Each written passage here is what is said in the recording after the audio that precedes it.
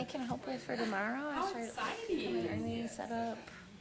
We're showing up at 5 to do setup, and so I bet Congratulations. it's going to be a lot. They've got your own quantity, so if you want to come a few minutes early and help, that'd be Get great. up and move as And then much there'll as just you be want to cleanup, during but- this meeting. And I'm bringing my children, who may or may not be useful. You know, they're like, How are you doing, you will call. You will support me. And I'm like, Oh, you good. might want to have Wow. some answers if someone asks you, how do you Thank feel you. about it? Beautiful fire. And my son, my youngest, is like, yeah, she should overthrow the bourgeoisie and install socialist government. Promotional material. Husband's like, I don't think that's really a school board role, honey. But he thinks you're capable of that, which is a Apparently. great vote of confidence. I'm like, I'm one of He's gonna 7. overthrow the bourgeoisie tomorrow. I'm like, I think I am the bourgeoisie. Wait a minute. Thank you. This is awesome. Thank you. Oh. In Bear Creek Park, no less. That's terrific. Oh, it's a great course, and we took, there's a hill that was included in our course in the past years, and we leveled things, because, you know, the runners were complaining that it slowed their times, and the walkers were complaining they couldn't get up it. Oh, then you did a great deed of kindness So for sure. you're not taking them up that nasty hill to Gold, where's it, Gold Camp? Yeah, it's the one up the back there. Sorry, we decided to go easy on ourselves, too. I see it says no hill this year. No hill this year. Wow. That's actually a big deal. Yeah, I know. that? I've got runners in my Walk it, family. it's a big deal. Yeah. I've got runners in the family, so I know. Lieutenant, he gets his name taken, then he, oh, God. We're all a little bit that way. Let's call the meeting to order. The Community Advisory Committee of the Pikes Peak Area Council of Governments is called to order. Would like to welcome Laura Nelson, representing El Paso County. It's your first meeting with us, I believe, unless I missed a couple in the last week or two.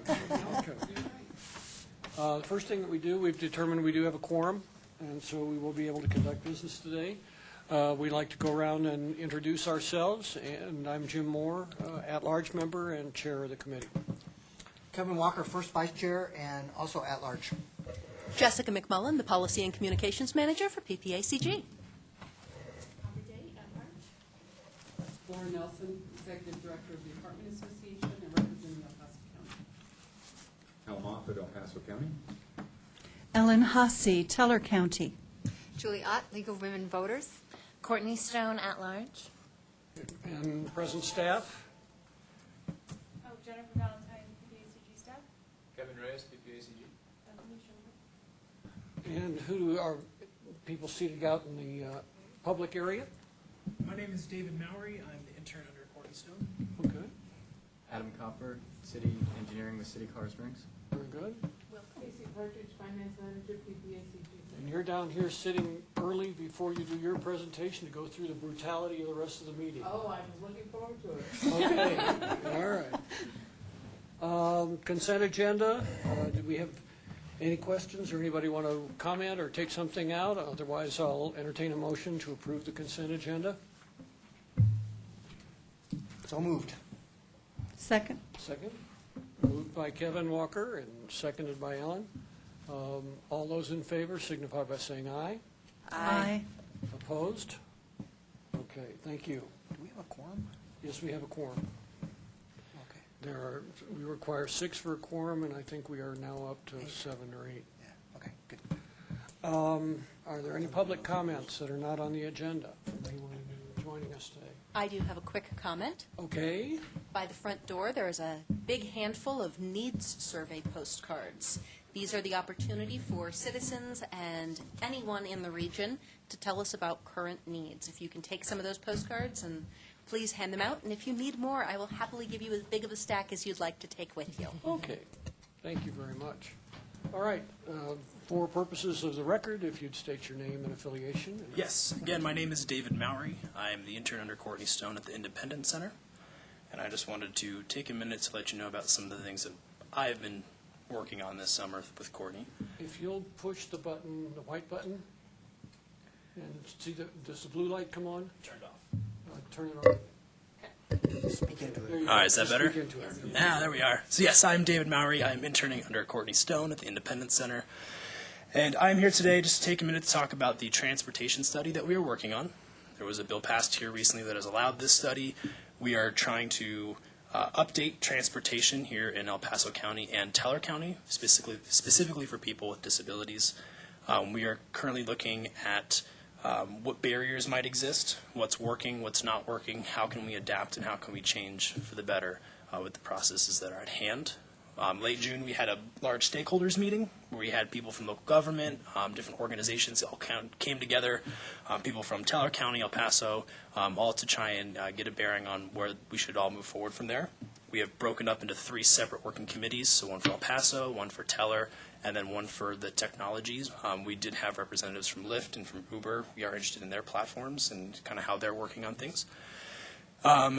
This past week, El Paso County and the technology working committees met together to specifically focus on certain ideas, what problems might exist on their end, and possible solutions. Teller is meeting next week, and we're all gathering back together August 31st in Woodland Park to reconvene to see what overlap might exist and where we could prioritize our efforts going forward, and then from there also decide if it's necessary for us all to get back together in September or just to meet in the separate working committees, all with the goal of having a report finished by December. I'm not sure, Courtney, if I've missed anything that's important to go over, or... This was a bill that our organization had worked on with Senator Lambert this past legislative session, and it was just looking at doing a study to look at the needs for people with disabilities around transportation access and put together potential recommendations for a pilot project next year that would likely have to go through the legislature again to get funding, or if we identify funding sources here, we could implement pilots immediately, actually, as long as they're done by December 31st, so that's not a very likely solution. But either way, we can at least put forward the recommendations and sort of identify, it's interesting with this study because we're looking at both El Paso and Teller counties, and they're 2 entirely different communities with, very different resources and needs sets. So we're looking at them as sort of separate within this needs assessment process. So the potential pilots might look different depending on the counties, but we've got really good buy-in. The bill required representation from 8 different state agencies to be involved, so healthcare and financing, the information officer as far as technology, Office of Information Technology. Either way, there's a good setup of people, and it was well supported in the legislature, I think, just because there are so many folks that hear about needs for people with disabilities, and especially in rural communities, literally having no options whatsoever. So I think people are really struggling to find some sort of innovative solution. Whether we will be the source of that, I have no idea, but that's why we put together a strong group of people and ask good questions. So the August 31st meeting will be when we kind of look at the overlap between the needs for the 2 counties and the solutions that the technology and transportation providers can put forward, and see if there are things that pop up from that conversation that we could look at implementing next year. Okay. Any questions for David?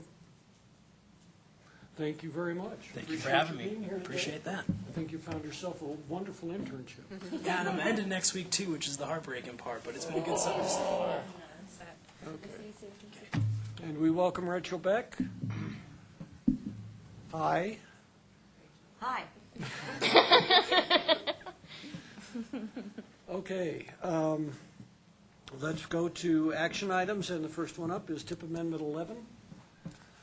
Mr. Reyes, you're going to spend a little time with us, huh? Okay. Oh, yes. Good afternoon, everyone. Kevin Reyes, Transportation Planner here with PPACG. I'm going to be going over Tip Amendment number 11 for this month. Amendment number 11 comes in 3 different parts.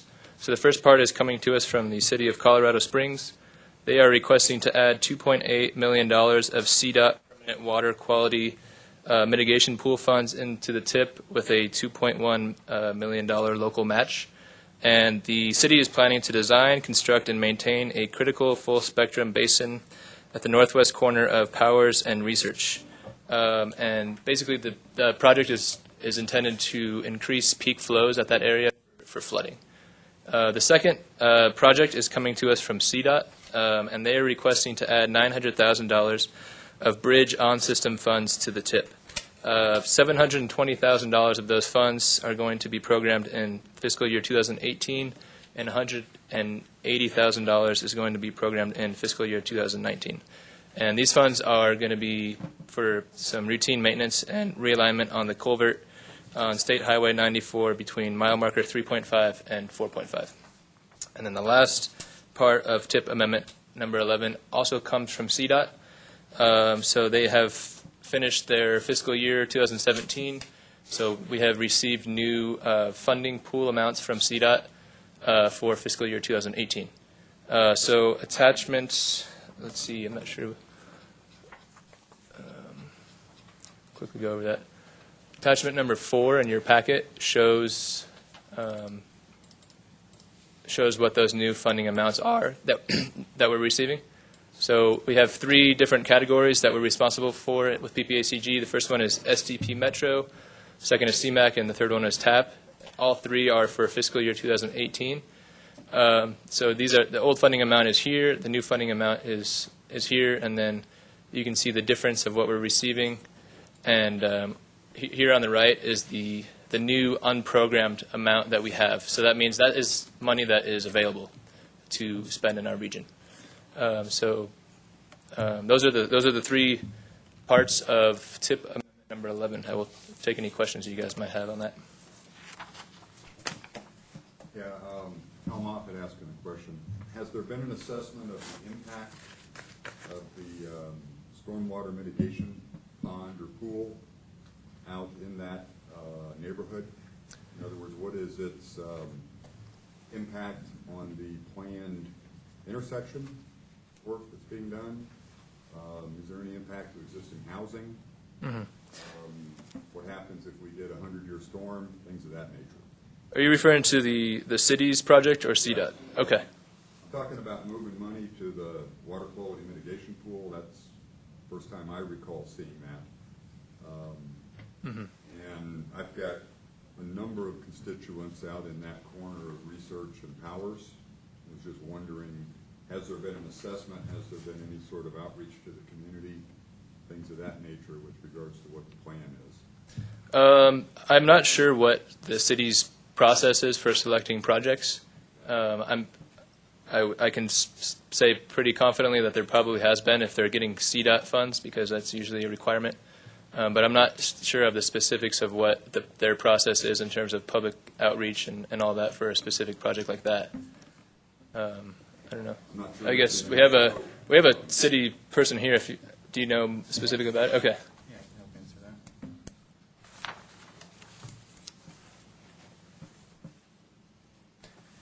My name's Adam Copper with the City of Colorado Springs City Engineering Department. So the grant is through CDOT's Permit Water Quality. They take open applications, I believe, quarterly or so for the grant. So we went and presented the project to the committee. They awarded the grant to the city for the project. The project will be design will be in conjunction with the interchange design. Currently, CDOT is working on a value engineering design for the interchange. And based on the configuration of what that design will be, we'll depict where exactly the pond's going to go. But the current alignment for the pond is kind of southeast of the Fairfax tributary on the northwest corner. So it'll be somewhere between the current channel and the corner of the interchange right now. There has not been any. The Powers corridor had an EA done, I don't know, I believe 10, 12 years ago. CDOT did one. But outside of that, there's not been any additional design or public coordination or anything. It's currently just getting funding. Correct. Organized. Correct. Yeah. Yep. Is that space currently undeveloped? Yes. It's city-owned. Yeah, the issue is right on the other side of Research and Powers, kind of the west corner, the opposite where this one is going, it's developed. There's commercial there, there's housing within a couple hundred feet of Powers. I mean, it's not, it's not ideal already, but I'm just asking about the impact and whether or not it's been communicated. It sounds like it's a little too early for that specific case. Correct. Okay, thank you. You're welcome. Any other questions? I have a quick question. Go ahead. Kevin, I've never heard of permanent water quality mitigation pool. Where do those funds come from? And tell me a little bit about that. I just don't, this is new money coming into our region. It's not rearranging money or taking money away from other projects. That's what I'm kind of curious about. Yeah, so this is new money coming into our region, and CDOT allocates it based on what they see the needs are. So we don't really have discretion over it here. They have their own project selection process. So this city project here went through that process, and CDOT determined that they are eligible for those funds. And so why are these in the tip? So any federal funds that come into our region have to go into the tip to be shown that they're federally funded in our region. Even though they're not transportation related? That's correct. Okay. Let me, just to clarify, is the reason CDOT's involved in this because it is tied in with the interchange construction? Is that why there's money coming this way? They're not throwing money at water retention ponds that don't tie in with roadways, are they? Do you have an answer for that? Adam Copper again, and so the basis of the grant is to help provide water quality in CDOT right away, as well as it can have additional benefit. The city had earmarked building a retention pond at this location. Right. CDOT has the interchange project coming up, and they will be required to provide water quality. So we're partnering together and applied for their grant, and hopefully it will be a good partnership. Is that the reference to the MS4 requirement in your memo? In the memo from the city? MS4 is not transportation related. That's a municipal storm sewer discharge permit. Well, but according to this little paragraph, little sentence right there. Yeah, that's the extra thing that it does for us. Oh, okay. I think it does something additional besides just protect the interchange. Okay, Yeah. we'll have our little meeting over here. Excuse Okay. us. Yeah. Any other questions for Adam or Kevin? Hearing none, I'll entertain a motion on the proposed tip amendment. So moved. I have a second? Okay. Any further discussion? All those in favor of advancing this to recommend that the board approve the tip amendment number 11? Aye. Aye. Opposed? Thank you very much. Thank you.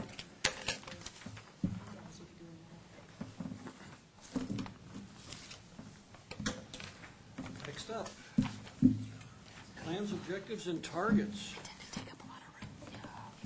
Alrighty. So this month we're requesting for a CAC recommendation on the 2045 Long Range Transportation Plan objectives and targets. Attachment number 1 in your packet has a chart which shows the objectives and targets established thus far. Before we go into that, I just want to provide everyone with a little bit of history and context over the past couple months as to how we've come up with this list. So on May 10th, our board of directors adopted 5 high-level visionary goals for the region. And the high-level visionary goals, and from that, we've started to establish objectives and targets which are intended to branch from those goals.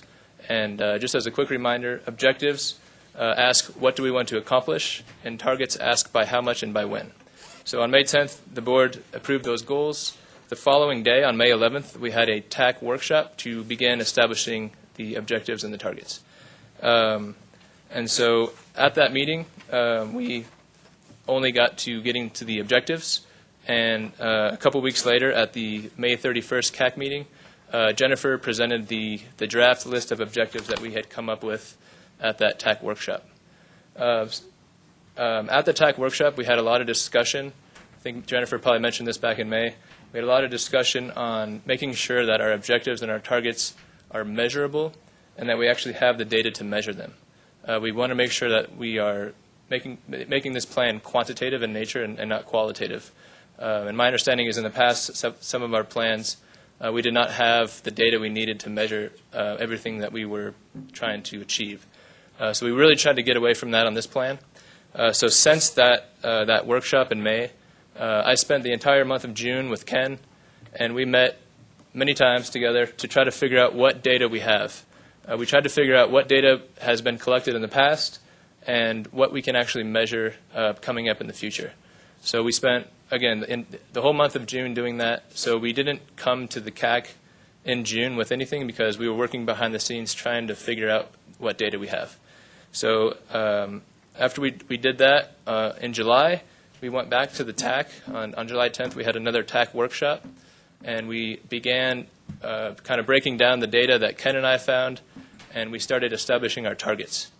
We had a 2-hour meeting to establish those targets, and we brought this to TAC at the TAC meeting last week to try to get a recommendation. We had another lengthy discussion at TAC. We had a 3-hour discussion on those targets again, and we unfortunately we lost a quorum at last week's meeting, so we had a special TAC meeting 2 hours ago to get a recommendation from the TAC. We had 8 TAC members attend to try to get this done. The reason that we have met 3 times with the TAC in July is because PPACG staff is really trying to make sure we stay on schedule to get everything done. We have Jennifer probably showed you her epic schedule she made on a spreadsheet several months ago, and we're really trying to make sure we stay with that. So that's the reason we've met with TAC several times over the month of July. So the mail-out that you all received last week with the objectives and the targets in attachment number 1, that's the same mail-out that went to the TAC last week. But as I mentioned, we had 2 subsequent meetings with the TAC, and we've come to a recommendation with them today. So I want to go ahead and pass out the new objectives and targets that we established with the TAC. So these sheets here are what the TAC has formally recommended as of this afternoon.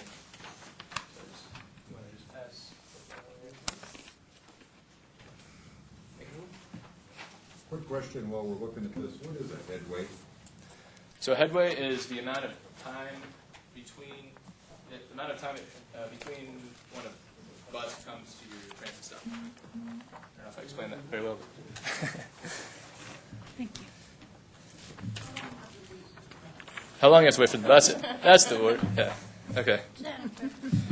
So on this handout here, I want to try to focus your attention on goal number 3 and goal number 5. You'll see the green font is the font that this is the part that we have updated with the TAC since the mail out.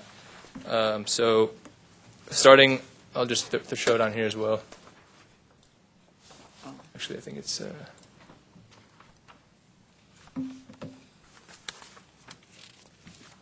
So yeah, we'll go ahead and start with goal number 3 with objective 1B for transit.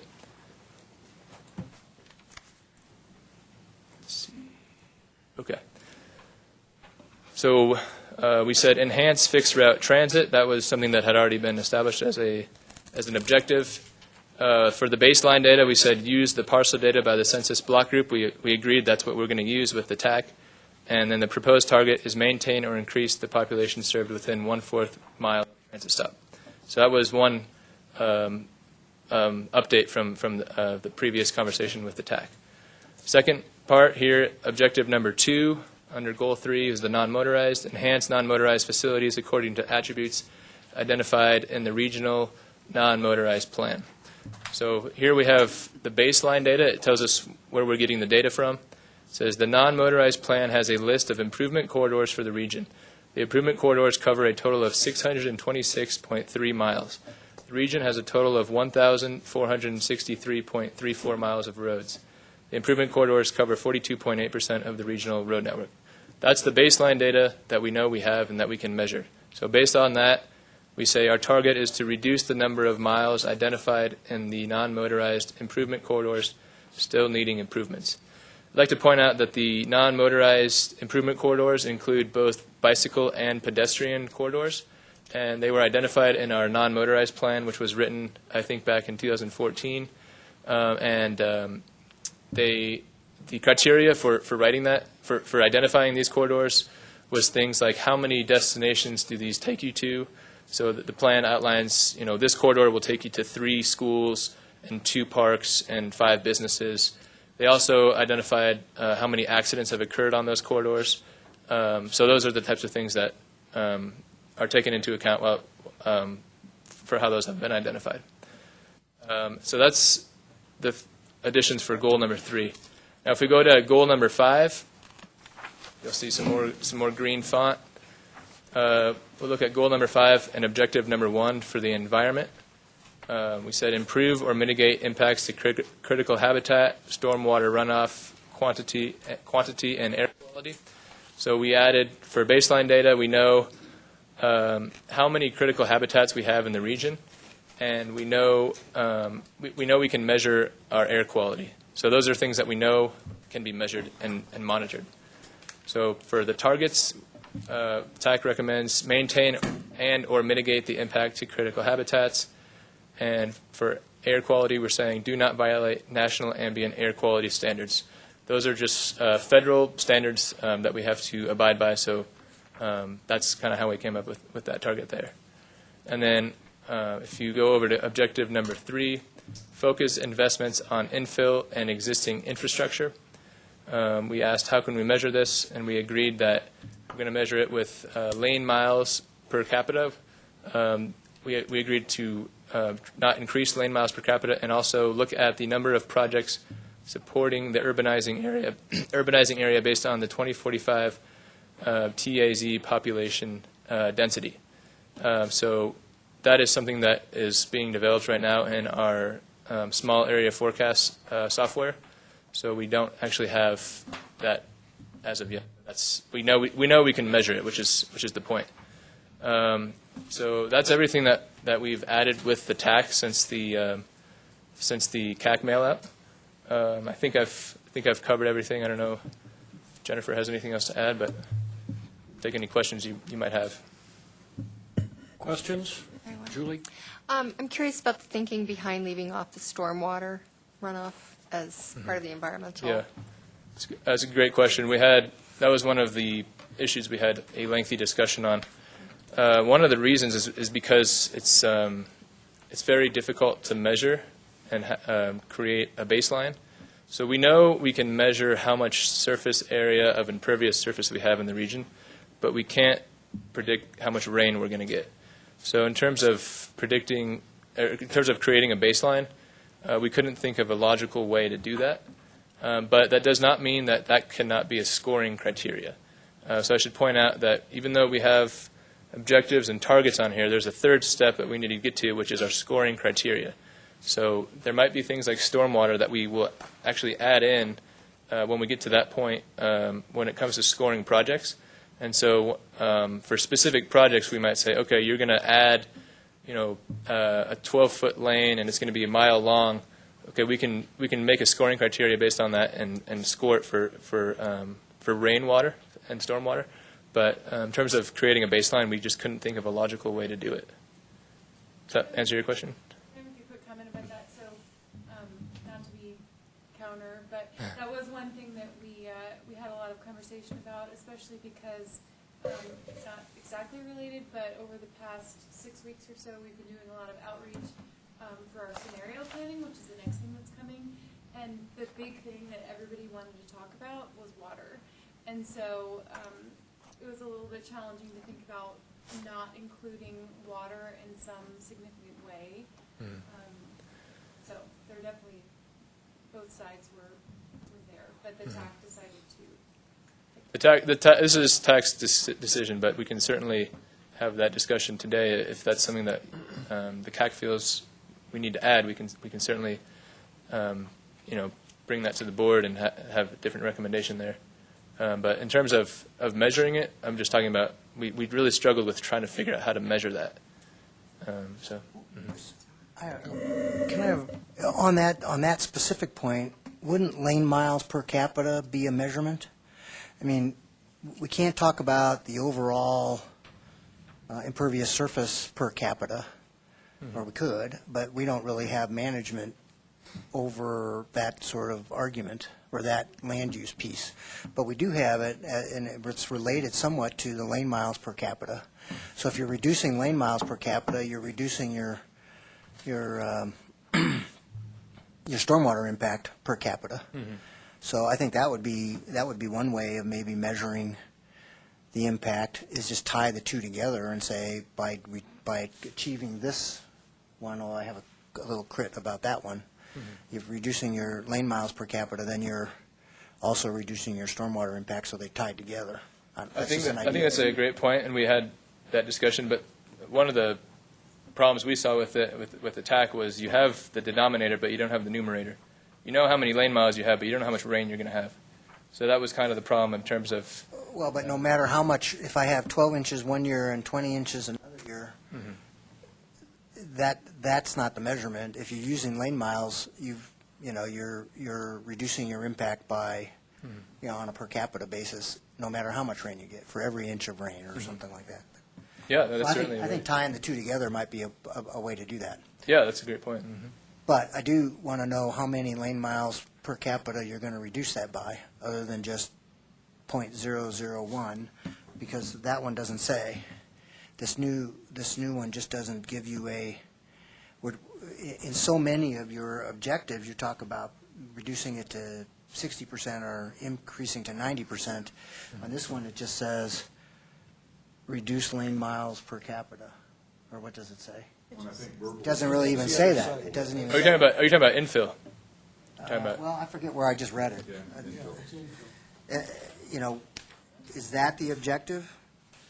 TAC agreed that we are trying to achieve cost-effectiveness lane miles per capita. Does that mean you're trying to reduce lane miles per capita, or are you trying to increase lane miles per capita? What is it? Yeah, I think. What's the objective that you're trying to accomplish? Because if you're trying to accomplish increasing lane miles, I don't think anybody really thinks that's a good idea, except for pavers. I think with this one we were talking about keeping it, making sure it doesn't grow from where it's at, because you could have a population increase and not change your lane miles, and then your lane miles per capita could decrease, or vice versa. So we were talking about keeping it keeping it the same and not growing, if that makes sense. So wouldn't a more measurable objective? Well, it doesn't say that though, does it? No, we didn't add that in. Okay. Well, I think we could clarify that a little bit and say to keep it within 5% of the existing, or 2% of the existing, or something like that. That gives you a measurable. That's something that's measurable in lane miles per capita. Yeah, that's a good point. Let me. Hal? Well, in fact, I was going to ask a very similar question. How restrictive is setting a goal of essentially zero growth in that ratio, lane miles per capita? In other words, will that really restrict further expansion and further suburb growth, et cetera? Or is it pretty much what we've been doing? In other words, how big of a stick is that maintaining zero lane mile? And how big of a stick is not increasing lane miles per capita? Is that something that's very restrictive on planners and No, it's not. development? It's I mean, I don't know. I'm asking you that question. It's the status quo. No, so I can answer that, and Please. can elaborate if you need to, but, so we talked about this and how people would feel about such an objective, and apparently our lane miles per capita have actually been decreasing over time because population has been increasing faster than roadway capacity expansion, improvements, enhancements, whatever. So it's actually not saying a whole lot to say don't increase lane miles per capita, because that would be a shift in direction from what's already been happening. Ellen?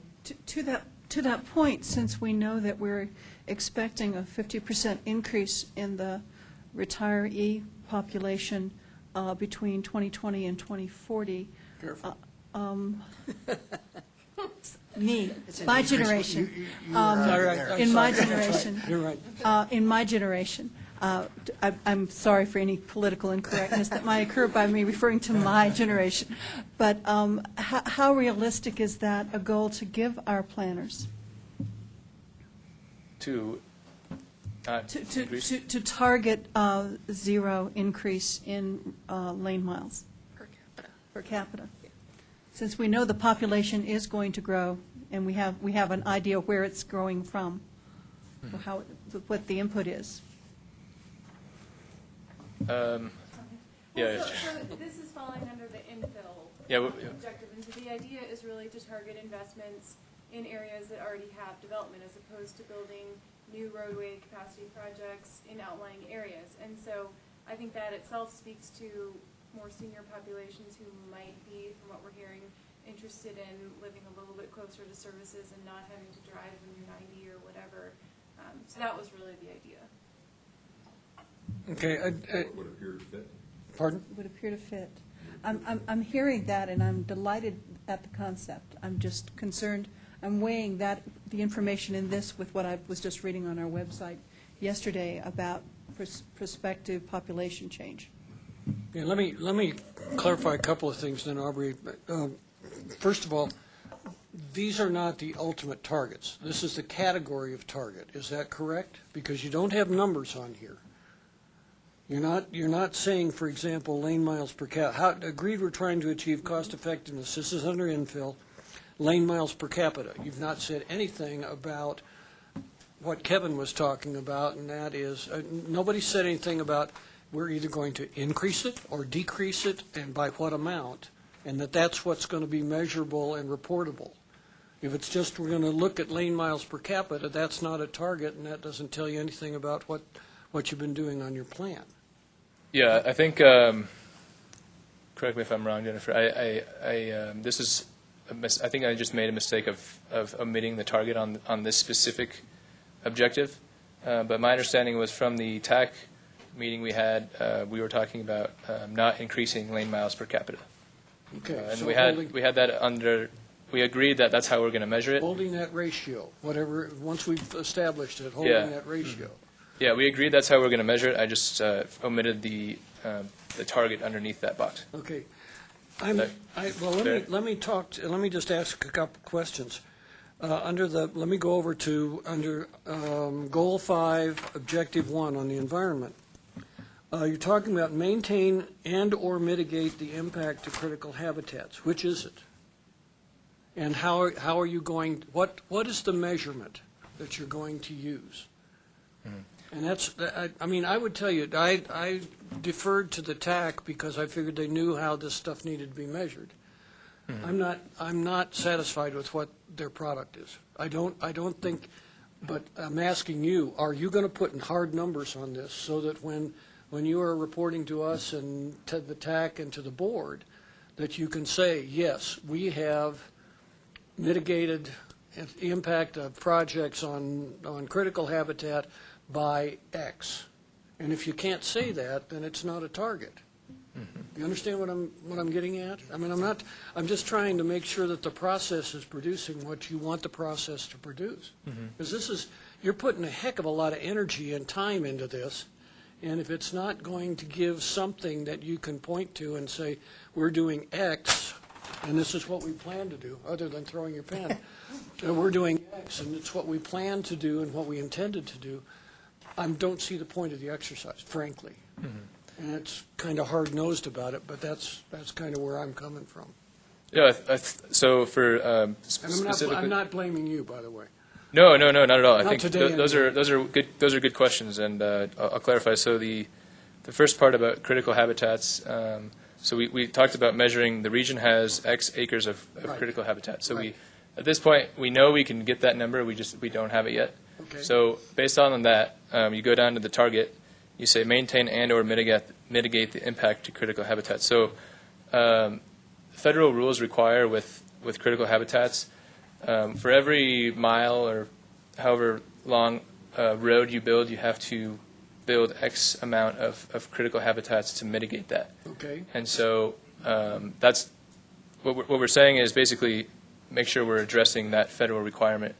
And so we'll have the baseline of knowing what we have now, and we know how many roads, how many miles of road we have, so we can kind of keep those two proportions in mind, and make sure that we're continuing to mitigate any additional roads that are built. Okay, but what I would suggest, and the same thing will apply, by the way, to, hold on, the air quality standards. You say do not violate.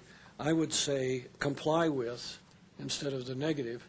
But I would make sure that somewhere in here, those standards are put in so that you can report, we've achieved this level against this standard. Yeah, that's a good point. So when you finalize this and you've got the document, your checklist or whatever, that's what you're going to have. But I don't see it anywhere in any of these targets that were established in terms of what I expected to see, which was a measurable number. Yeah. And if I were one level above where we are, I wouldn't accept this right now.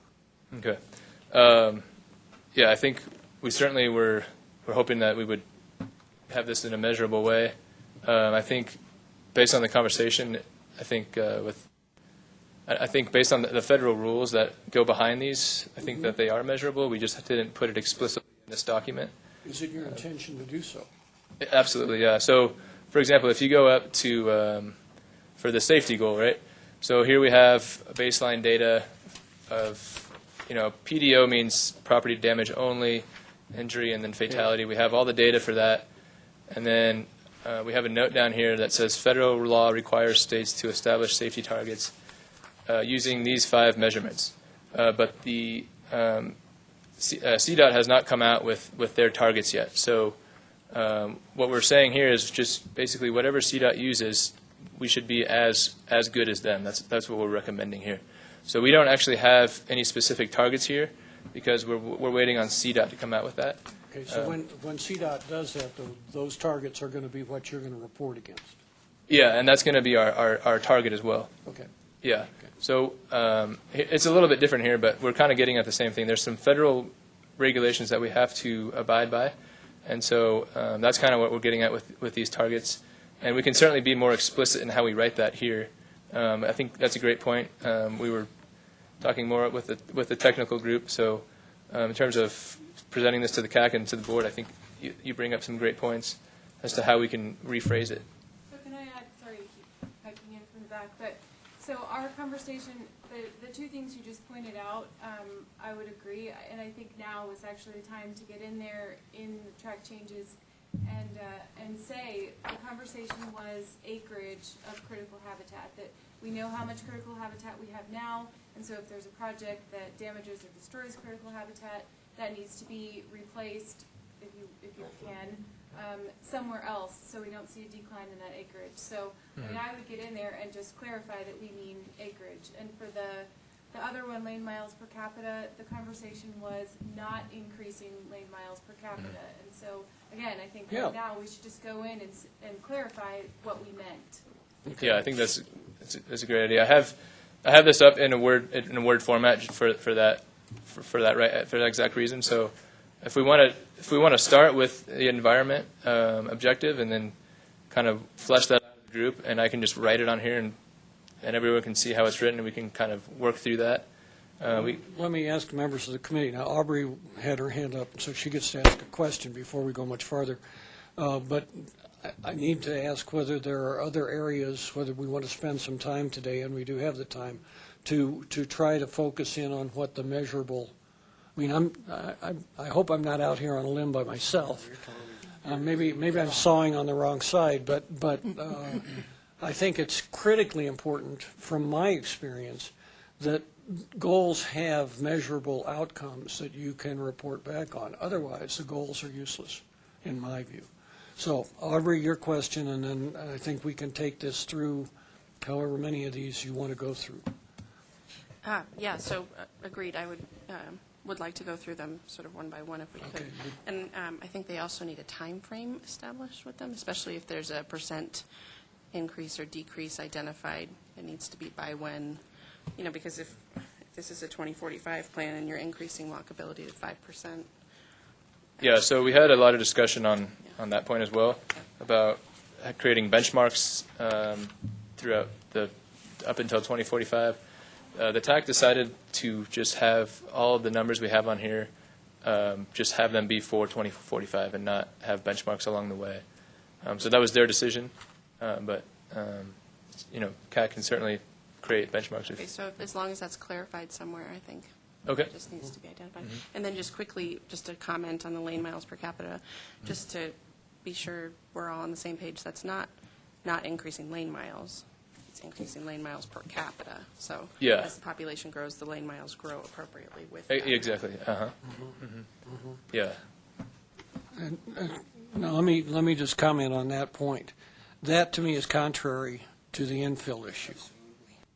But are we going to go through these one by one? Because I think Well, we have and that's comments. just it. I'm not sure that we're ready to do that, because what we've been given, I'm not sure reflects that kind of thinking. And I don't know that we've got these that got presented to us this afternoon.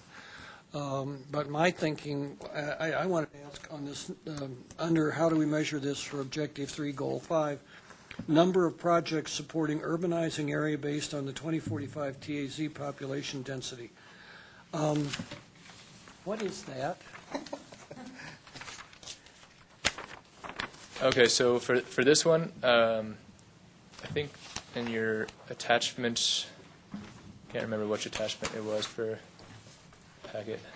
I think it might be attachment number 2. There's a map. Or attachment number. Attachment. I'm sorry, attachment number 3.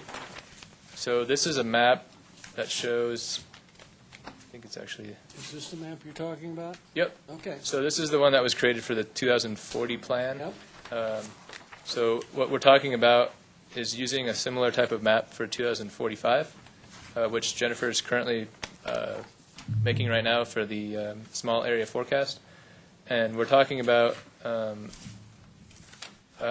awarding, basically making a target that is for projects that are within the urbanizing area of the region. So that is, so here we have the entire region, the MPO boundary, which is the yellow part there. Right. And then within that, we have the urbanizing area according to the 2040 forecast. So we're making one for 2045, so it'll be something similar to this. Okay. We'll prioritize, the target will be to prioritize projects that are in this area. So it's getting at kind of the infill. And so just to be clear, that purplish, pinkish boundary is, I don't know what the cutoff was here, but areas that are expected to reach a certain density to be considered either urban or urbanizing. So you would expect it to be of an urban, big quotes, density by 2040, or in our case, 2045. Okay, so what you've just done is you've just identified a measurable outcome that I don't see reflected exactly here. It's not number of projects, it's the density within, and then whatever it is, it's precincts, or it's zip codes, or it's some kind of measure. Does that make sense? Because that was the thought that occurred to me, is that undeveloped property or the city plan for southwest downtown that is going to have office buildings and hotels and maybe apartments and who knows what else are all part of an infill strategy to me. And so the question then becomes, what are you really measuring? Are you going to measure projects?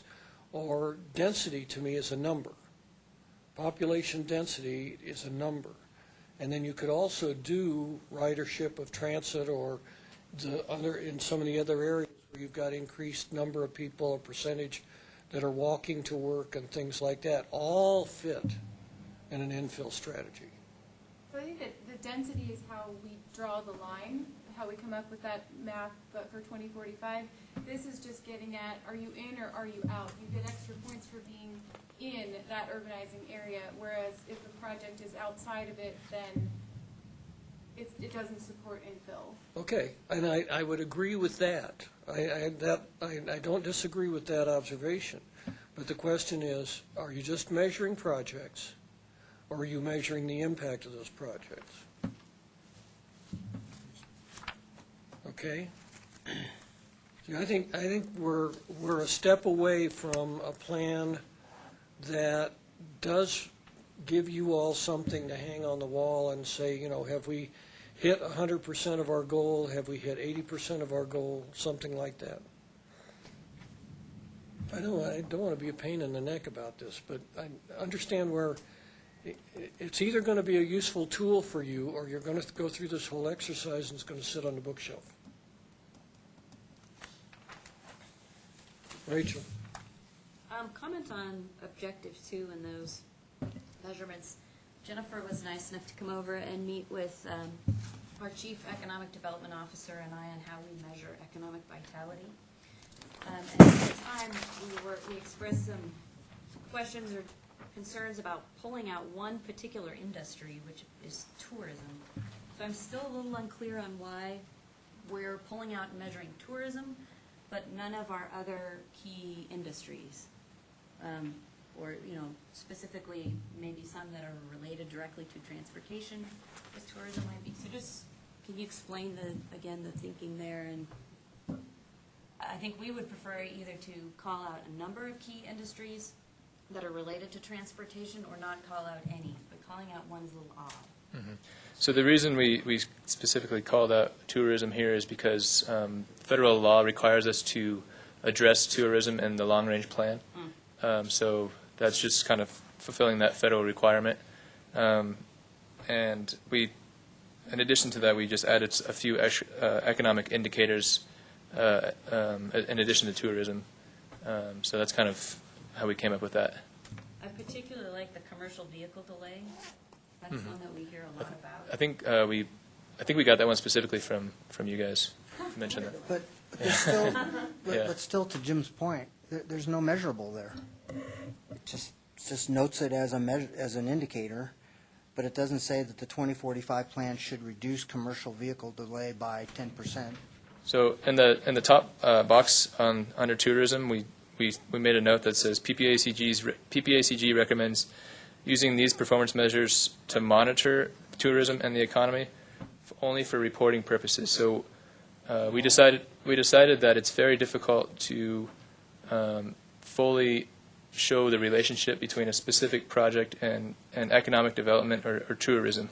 So we decided that we know we have to address these, but we think that it doesn't make a lot of sense to try and create a target for these specifically relating to transportation because there are so many factors that are involved with economic development and tourism. So that's kind of the idea there. So we're talking about just having these for reporting purposes.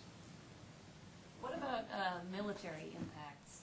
There's a lot of those that are tied to the economy and to transportation. I think that's required in state law. I don't know about federal law. Yeah, I don't know. I don't know if it's required. That would be something we could add as one of those types of indicators. And just to clarify a little bit, basically we were saying we can't take credit for an increase in like gross regional product or tourism dollars or something. We can't say, well, we put in a bike lane over there and now everybody wants to come visit Colorado Springs. So we can look at it, but we can't take credit for it. So that's why we wouldn't want to measure it. We're just keeping an eye on it. Mm-hmm. But this one is a specific example of something that you could measure, or can you measure? This commercial vehicle delay on interstate system. That's a measurable that is related strictly to the transportation system. So we're getting at that measurement in the mobility objective.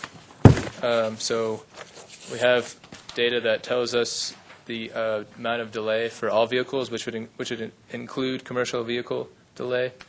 We can't specifically measure what commercial vehicle delay is. We just don't have that type of data. Okay. But we know that it's probably going to be the same as everyone else. So we have that addressed in the mobility, under the mobility goal, under Objective 1 and Objective 2. Aubrey? So to your point about the causality or direct association, I agree, but if federal law requires you to include tourism, then there must be some indicator, some association that there is between transportation and tourism. So can we use that indicator instead of employment? So they have planning emphasis areas, and so it's really pretty loose. How we have to address it, it's kind of, maybe Ken wants to weigh in.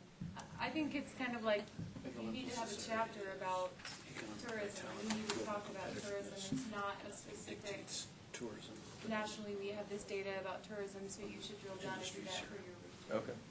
Services So it's kind of at our discretion how. You said what, economic vitality? Oh, yeah. Makes sense. Can I ask a question? Where are we in the overall time scheme of having to do this today as opposed to waiting? Because I got to tell you, I haven't even started on mine, and I mean, if we're going to go through item by item, we're going to be here for a long time. So do we need to get this done and recommended today to stay on track, or we got a little fluff to play with?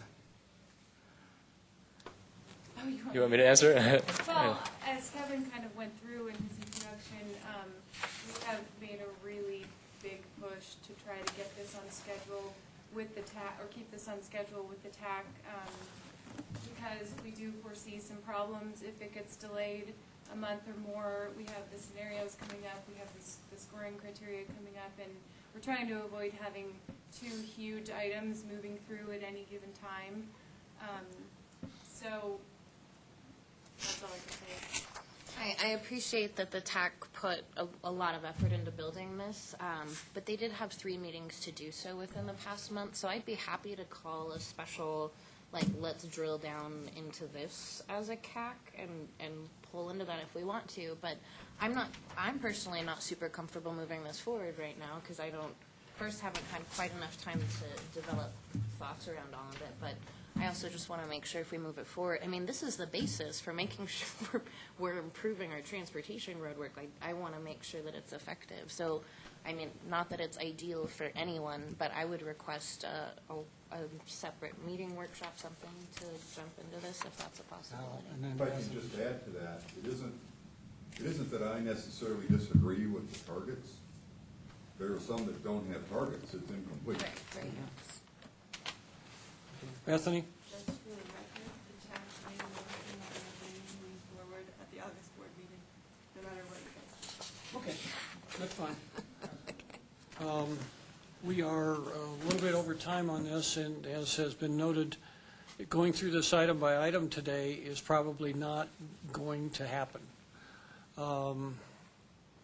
Is there any other comment that anyone else wants to make? I just want to address, so there's a lot of concern out here that we don't have targets for a lot of these objectives, and I think that's definitely fair to say for goal number 5. Again, I omitted putting the target in for objective number 3, and we can definitely get more specific with the environment. But if you look at any of the previous objectives before that, they have targets, and I think it's one of those things where we can either disagree or, we can always come up with a different number for what we want the target to be. But I want to make sure, if we end up having another meeting to discuss this more, I want to make sure that we're all on the same page that all of these objectives do have targets, even if they're not as explicitly written in the last part there. I just want to make sure that. Can you explain then targets for goal 3, objectives 1B and 2? Because I'm seeing, well, and I've got a separate question about the inclusion of maintain, but are those things that we want targets besides just reduce? Mm-hmm. So, yeah. Mm-hmm. So objective 1B under goal 3 you're talking about? Okay. So that is, let me just pull it up here for everyone. Well, in my review of a quick scan of this and having looked at what we had before, it's in goals 3 and 5 is where we have issues. There are established targets with numbers on 1, 2, and 4. So let's hold till the end of the meeting. I'd like people to start thinking about their schedules and what they have, because we would need to meet before next month's meeting and go over 3 and 5, which is where I think the concerns lie, so that we can not delay this more than a month. Does that sound like a reasonable way to approach it? Okay, I'm Can we not ask seeing the TAC? some. Sir? Go ahead.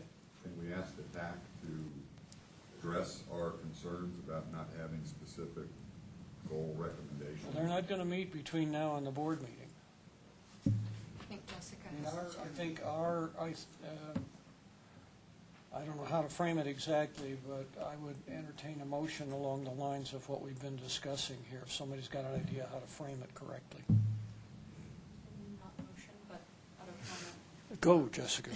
Would it be of interest to the committee to do something where we send out a doodle poll to all CAC members and TAC members to do a joint conversation with any times this conference room is open between now and the board meeting on the 12th? It's totally not the 12th. I think, Board meeting is. no, it's not. Sorry. Between now and the next main board meeting. Ninth. I think that's the You guys would 9th. like us to move forward with, just to discuss this topic. Yes. I think that's a Yes. great idea. Yeah. Yes. And So moved. and Okay, perhaps so it's going to be between now and the 9th of August. and perhaps sooner if possible, sooner rather than later, so staff has time to wrap up what we share and polish it. Thank you. Thank you. Okay, so do we want to table this until that meeting, that workshop? It's like we'd almost have. Either that or we're probably, I'm not sure how the vote would turn out if we do a motion. I think we need to delay. Could I make a motion that we table? Would someone like to second? Second. It's been moved and seconded that we table this pending the outcome of the workshop at a date to be determined.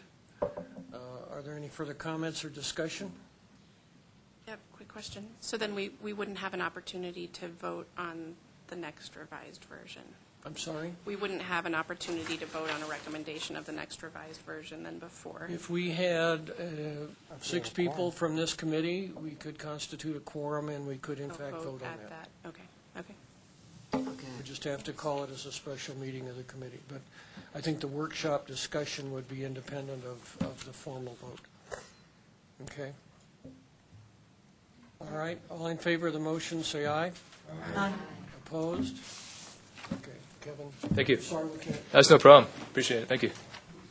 And let me just ask you, please, to look at this and look at goals 3 and 5, please. And if I can ask for excuses, or ask for ask to be excused. David just texted me and he's stuck on the side of the highway, so I'm going to go save my intern and I apologize for Be a good Okay, mentor. we still have a quorum, but we will miss you.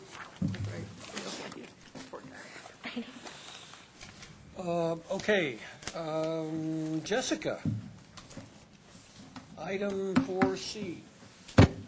Actually, the membership committee, so Sharon and Kevin. Okay, We're at, you're up. Okay. I will bring you up to speed. We had three applicants that we interviewed. One applicant was interviewed by all 3. The other 2, due to a scheduling error, were only interviewed by 2. And so we had a fairly confusing situation going into that. Last month, we couldn't agree, the 2 who had interviewed all 3 could not agree on a person to recommend. One of the problems with having an even number always on a committee. And so we decided to defer. Since that time, the 2 had decided that the 2 that were in the top 2 that we had split on, one of them could have been and is being interviewed by the City of Colorado Springs for a position to be nominated by the City of Colorado Springs. The other was not available for that. The third has a lot of ties to Monument, but where we have traditionally not had very good representation. So what we're trying to do is to get the third to see if they could qualify their way up into Monument, have the other one recommended by the City of Colorado Springs, And so the recommendation of our committee is to appoint Kim Muchler to our committee. Sharon? Any comments or Okay. questions? Sharon? No, I've got all our qualifications and everything right here if we need to. She didn't have the chance to interview her. So, yeah, but Okay.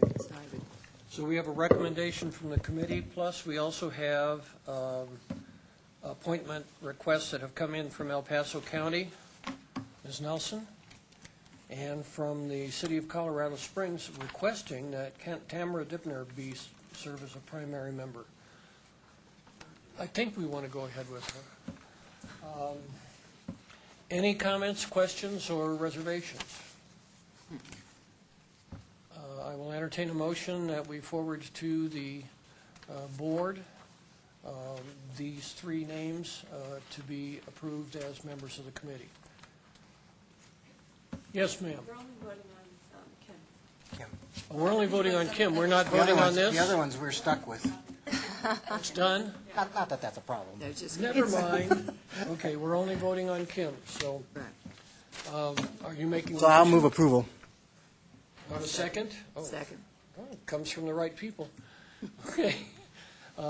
Any further questions for Kevin or Sharon? All those in favor signify by saying aye. Aye. Opposed? Thank you very much. Say the name again, please. Kim Muchler, Mutchler.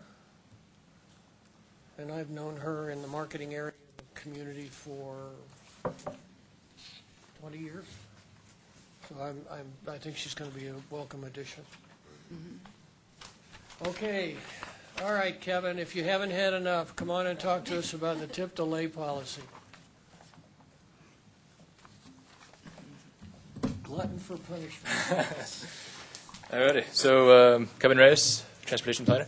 So PPACG has a tip policy. It's called the tip delay policy.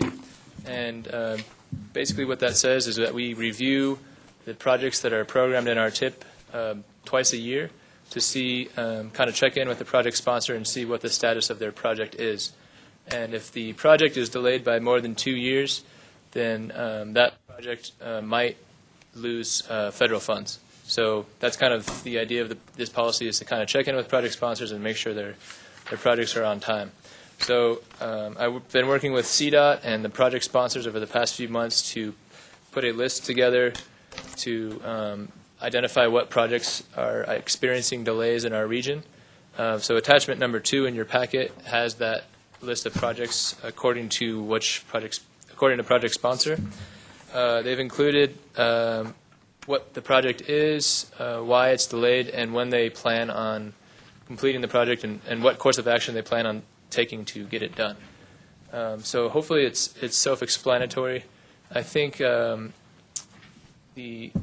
what we mail a hard copy of the packet to CAC to some members, and when we mailed that out, the hard copy, the City of Colorado Springs had not given me a full update. And then we did the online mail out, and so that one is the most up-to-date mail out. So if you got a hard copy, you probably do not have Colorado Springs' additions in your copy. So just want to point that out. What were the additions, since I'm looking at a hard copy? Let me scroll down here. That's a big policy, by the way. Yeah. Okay. So they just provide, you have the same projects in your packet, but they just provided a little bit more explanation. Okay. Yeah.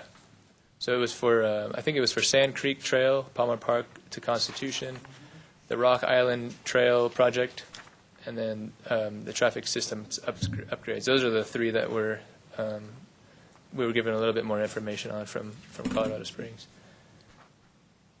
You want me to zoom into that so you can?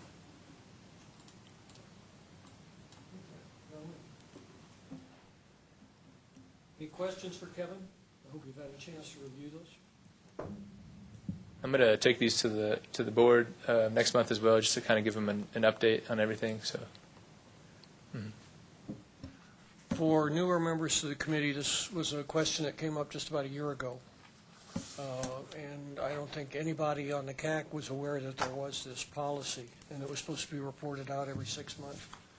So appreciate this update. I reviewed it. Of the ones that I took a look at, I saw that a number of the more significant ones were tied to delays in IGA or delays, the intergovernmental arrangement, what is it? Yep. IGA? Or for an external source that needed to approve something, and they had delayed it, CDOT being one of the offenders. So there's nothing in here that I would say the board needs to be unduly concerned about, but that's just my perspective. If you have something else that you've seen, please raise it. Okay, Kevin. It just seems like the city of Colorado Springs has a lot of trail delays, and so I don't know why the focus has been in just trail construction, not roadway construction, but just a comment.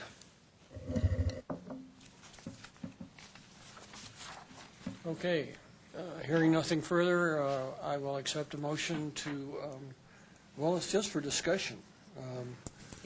So we don't have to, I will accept a motion to close discussion. No, we don't need to do that either. Thank you, Kevin. Okay, I think we're okay with this and appreciate the trouble that you've gone to. Now you've got a baseline, which I don't think existed before. So we appreciate the effort on that. Thank you very much. Thank you, yeah. All right, Casey, you've been very patient with us. We thank you for coming down. Certainly.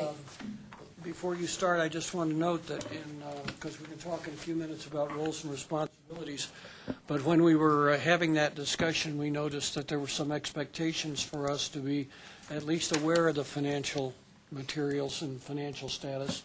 And so we had asked to be included, and we thank you for including us in a copy of the financial report that you submit to the board each month. And so we welcome you and look forward to your conversation with us. Certainly. In your packet, you were given a copy of the May financials that are sent out to the board prior to the board meeting. It goes out in the board packet. You were also given a copy of our 2017 budget. We are on a calendar year, so our budget runs from January through December. There are a number of different years that we follow. Our AAA programs are on not only a state fiscal year, we run state dollars, but we also run federal dollars, so there's federal years. With transportation, we run, our grants are running on a federal fiscal year. We have other grants that run on odd quarters also, and some not even on a normal quarter. So we're tracking grants on a regular basis. We do quarterly billings for some of our grants. We do monthly billings for some of our grants. All of our grant dollars, though, are reimbursement grants, so we spend the money first, and then we bill accordingly. So we are on a little bit later kind of fiscal process than I am normally used to because of the way that we have to be reimbursed, and we are reimbursed, and so we set up receivables for those every month. So we want to make sure before that happens we get all of our invoices in. So our May financials actually go out in and are presented to the board in July. Right now we are finishing up our June financials, and those will go to the board for their August board meeting. So that's kind of our policy. Our budget, we start our budget process, and we'll start our budget process in August. So next month we'll start our budget process for the 2018 budget. We pretty well know what our grants are going to be, and so those are set. As you can see, our budget for the 2017 year, our total grants was about $6.3 million. That's on, I think, about page 5 of your packet. We get area on aging gets about $4.4 million was their 2017 proposed budget. Our transportation dollars are about $1.1 million. And then we had our JLUS, our joint land use military study, is about $400,000. So that's our grant picture if you look at those numbers. And I don't know if it's in here. I guess I could pull this up. Let's go for those. Sorry about that. Welcome to that. These dollars right here.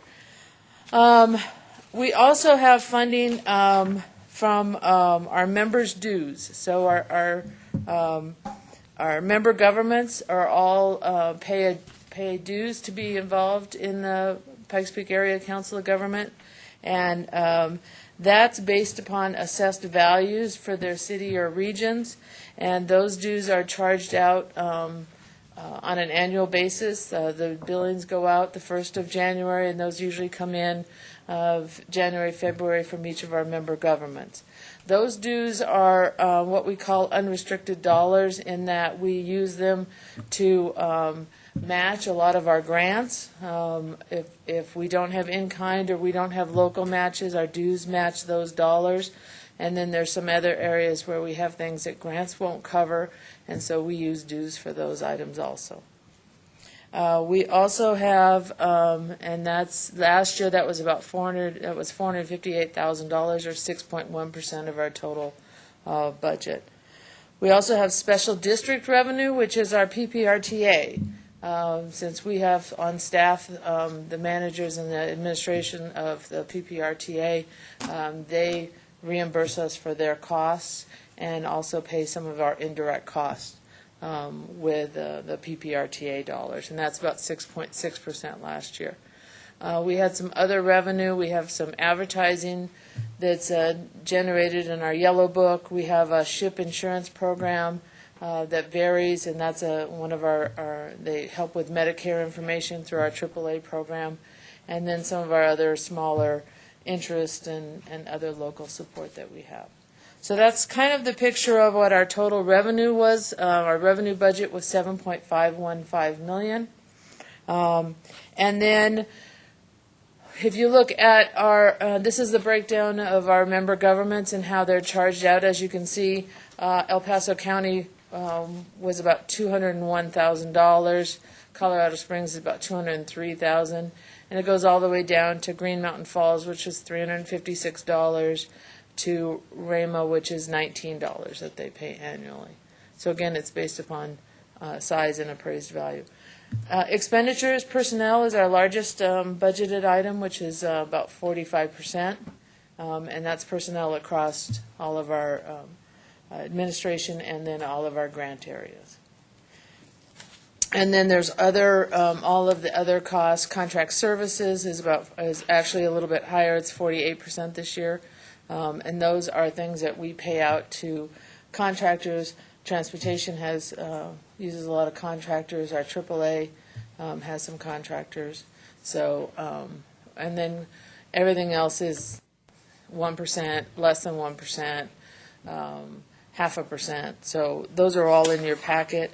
And if you look at the very last page in your budget packet, you'll see how it's divided up into all of our different areas. Area on aging, environmental, regional, joint land use, DOLA grants, things like that. Any questions on that, on our budget? Yes, sir. Just briefly, what is it that caused the $1 million decrease in contract services, but it's all under the area agency on aging? We had a contract. If you look on the first page, you'll also see that dropped. Colorado Health Foundation was a grant that we had that was mainly a pass-through to other organizations, and so it was a contract services in and out. Okay. And so that was something that was not renewed in the 2017 budget year. Is that money still spent in the community but through different channels? Yes. Okay, it's just not through area council on aging. Right. Is that the same answer on the SHIP program? The SHIP program, it varies. We were doing a lot more with, we had a contract to do a lot more with education on Medicare, and the grant kind of shrunk. So the SHIP program moved from its own line item into another area. If you look over here, it went into the other revenues area. Okay. All right. Okay. Other questions for Casey? Yes. Kevin? I just have an accounting question, because I'm not an accountant. Uh-huh. On the balance sheet, Yeah, I haven't got to that liabilities, it one says yet. unearned revenue. I've never seen that on a balance sheet. What, That's revenue that we've received, but we actually have received the money. We have not spent it or paid it out, so we haven't earned it. Once we earn it, it will move over into revenues. got it. Thank you. And that is actually what we have left right now in our dues that we received. We receive it at the beginning of the year. We just have not used it yet for matching or other expenses. I think you've answered the question I had when I knew you were coming. Okay? Which, I was trying to understand the flow on the grants, but the grants you actually bill to, is Yes. that correct? Yes. So, because I was trying to see in the budget figures as we get them on cash flow and things, it looked like we were coming up kind of short of the annual budget. Yeah, we're at Federal and state 64%. grants and so on, yeah. Yeah. But when you're 64% just for federal and state grants, there's not much time left in the federal fiscal year. One of the areas is staffing. So if we budget to have a full staff. If we do not have a full staff, we can't bill for it. So it's not as if we're saving money, we're just not billing for it. So we're not collecting it, so it's not being recognized as revenue. Okay. So if you also look at our personnel costs, they're down. Department of Transportation is missing an executive director. So we're not billing for that, so we're not going to be collecting that. It doesn't mean the money goes away. With the transportation grant, it rolls over. It can be spent in other areas. It can be spent, there's always negotiation with CDOT. And as I recall, the federal fiscal year starts on 1 October? Yes, so we'll start a The new state grant. fiscal year starts on, July 1. that makes it easy. Yeah, so we just finished the AAA. What we try to do, we also, with AAA, we have a lot of providers that we pass the money along to. So we keep, of the $4 million, we have Silver Key, Park County, Teller County, El Paso. We have all kinds of different providers out there that do the services, and then they tell us how many units they've served. We reimburse them, and then we turn around and bill. So again, it's kind of a reimbursement type thing. We do get, some of our indirect is paid from that. We get to charge some of the grant for our indirect or our administrative costs on that, but that money in it, it's about half and half is what we keep in when we have staff that do projects, and we have voucher systems that we run out of our downstairs area, but then we also help and support. And they have a process where they come in and put in an RFP to tell us what kind of programs they're going to run. It goes through committee all the way up to the board to approve our outside providers that do some AAA programs. Okay, any other questions or comments for Casey? I had one about the DOLA grants, Uh-huh. and that looks like that'll be going up. Is that part of that area agency on aging, or is that somewhere else that's increasing? Well, I'm just curious where it's going. We had 2 DOLA grants that we were actively seeking when we did the budget. One was for small community grants, and that was a $90,000 request. We also had a DOLA grant, a $60,000 request to help with the match for the joint land use program. The joint land use program, that was approved, and we received the $60,000 grant for that. The $90,000 grant, we received actually only $25,000 of that. And as of right now, we are still in the process of finding a community program to do that. In 2016, we used DOLA money to help Alma with a regional study for them. And so they matched some of that, and we provided some of the match, and then we had DOLA grants. So again, it depends. We have the money. We didn't receive as much as we wanted, but it hasn't been something that unfortunately has been on the top of the radar with our exec not being in place. And so our acting exec is going to go out and put out an RFP to see if we can help some of the local communities with projects. Yes? Audrey? Do you have any sense of, with a COG of our size, population-wise, whether these numbers are are pretty typical per capita, or? I don't know. I know for a community of our size, I don't know what's going on in the other states. You know, Denver is much larger than us, and we're just about second in the state. And that, again, some of that has to do with the AAA, you know, being a large part of that. And in other states, the agency, you know, what a COG does, it varies. So some may do the Area Agency on Aging kind of grants, and some may not. So it's hard to compare apples to apples. Other questions? Comments? Casey, thank you very much. Certainly. Thank you. This has been part of a continuing effort to make sure we're educated on everything that the Council of Governments is responsible for, and we thank you. Well, I am available if anybody has questions. I'm upstairs, or call, and I'm available to answer any questions. Okay. Thank you. Thanks very much. I don't know who's doing the downtown transit study update. Sorry? It was Courtney, but she's not. Oh, okay. All right, so we'll defer that. That goes to August. Okay, very quickly to comment on sort of closing out, because we didn't formally close out the discussion on the CAC roles and responsibilities. I want to, first of all, compliment those of you who were involved in the discussion at various levels. I think we had a very good back and forth on the questions that were being raised about what we do, what we're supposed to be doing. Does the board really love us? You know, some of those things that we were concerned about. I think today, by the way, we've shown that we understand our role, which may be a little scary from time to time. But we've sort of concluded that with a recognition that staying in our alley, our lane, is probably the best thing for us, both from the point of view of making sure that we are consistent in our pledge to candidates and people that are nominated and selected to serve on this committee in terms of the time involved and so forth.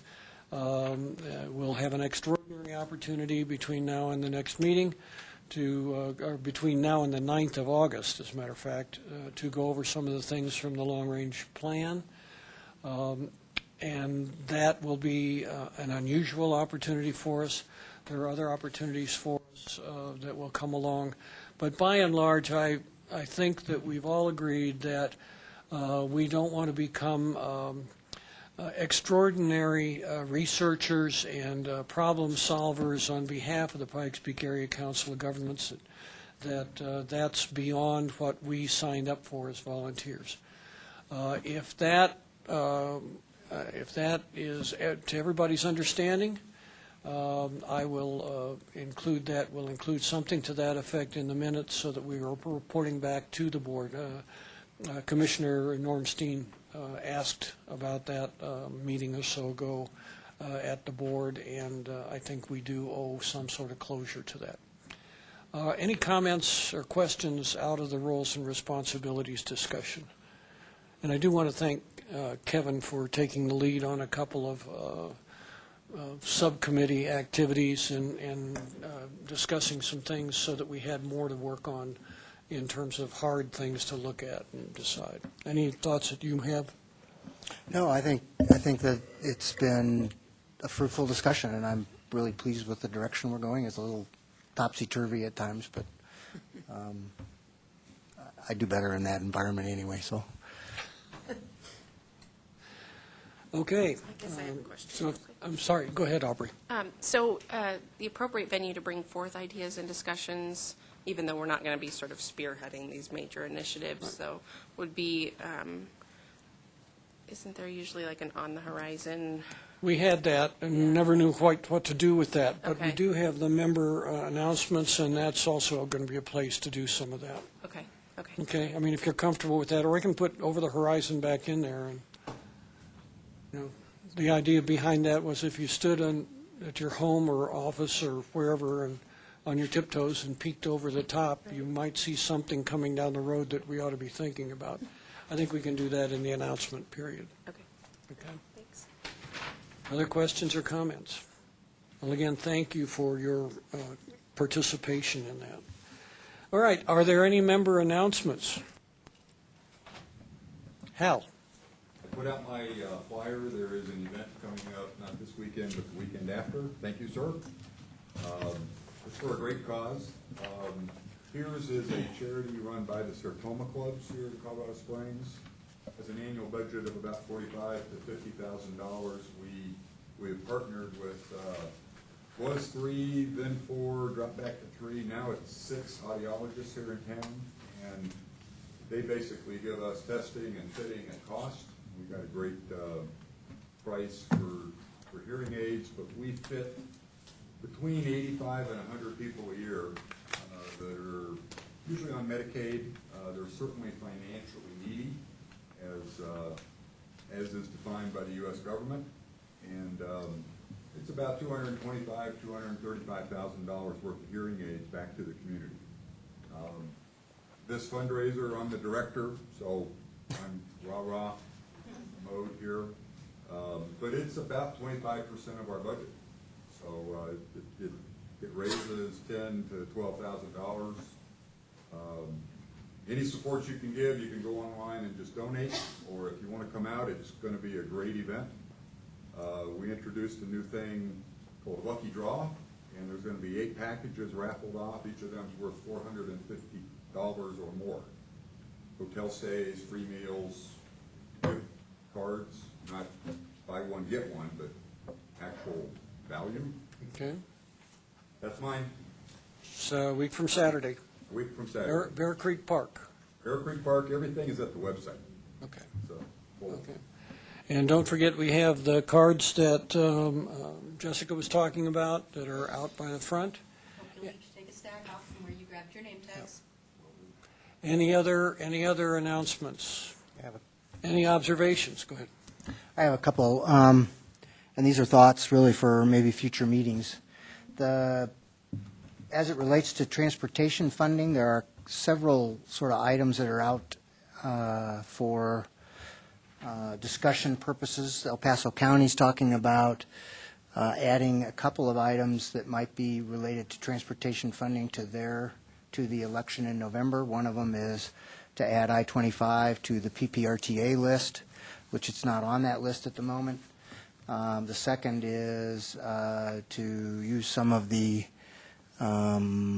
Tabor over revenues, or I've always never quite know what to do, but the stuff that the extra money they can't keep, to ask that they be able to keep some of that money for I-25 and or transportation facilities. So those are two things that we might maybe ask for an update on at some point as those things mature. The other idea was to, I don't know about all of you, but I hear a lot about PPRTA, but I don't know that this committee has ever really we don't have a role with them, but certainly PPACG does, and they're terribly important as it relates to transportation funding. So I'm wondering if we might add sometime in the next few months an update on or an overview of that program from the director here. So that's just an idea. Okay. I think I would like to ask that we consider that for September, since I'll be missing next month's meeting. Okay. And you'll be in charge. I'll be in charge. Whew. I thought I was supposed to be in charge today. That meeting. Scrambling, trying to figure out how to get here on time. No, that meeting next month can probably be done in about an hour and 15. But be here. We won't be having any extraneous discussion because I won't be on that. Okay. So for the next CAC meeting, we definitely will have another TIP amendment, would be my guess. We were talking about trying to do something. I heard a presentation to the board about CDOT's rail study, and I thought it was very interesting. You'll see it identified in my report for the meeting this month. I would like you all to see that and hear about it, because I think there's some serious opportunities out there. Maybe not in my lifetime, but there are some serious opportunities out there that could have a significant impact up and down the Front Range. And so I think that's worth hearing about. We will look forward to having the downtown transit station study update. Are there any other subjects that we need to include next month, for sure? Okay. Please watch for the, what is that called? A doodle poll. I'm so glad we have the internet and stuff like that, because we come up with good news.